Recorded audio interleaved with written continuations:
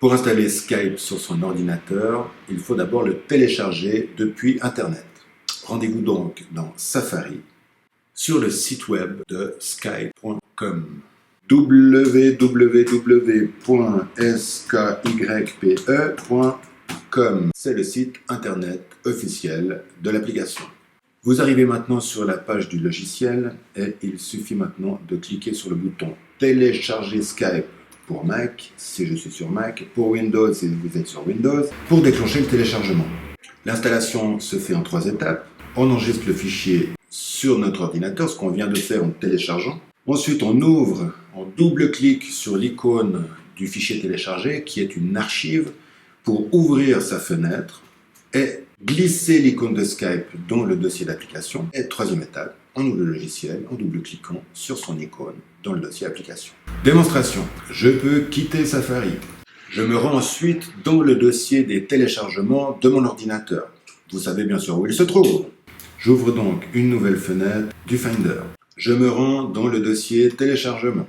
Dans la liste sous S, je trouve l'installeur de Skype, c'est-à-dire le fichier image que l'on vient de télécharger. Un double clic sur son icône va ouvrir la fenêtre de l'image. Et voici donc le logiciel Skype qu'il ne me reste plus qu'à glisser sur le dossier des applications. Ceci déclenche la copie et installe le logiciel dans mon ordinateur. Voici, Skype se copie dans mes applications. Ce son m'indique que la copie s'est bien terminée. Je peux donc fermer la fenêtre de l'image et cliquer sur le dossier application. Dans la liste de mes applications, sous la lettre S, je trouve Skype et un simple double-clic me permet d'ouvrir le logiciel.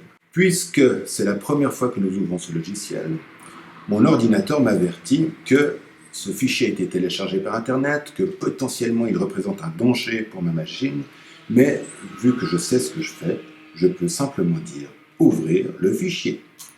Un peu de courage. Voici donc la fenêtre de connexion. Et lorsque j'entendrai le fameux petit son, je peux savoir que je suis connecté.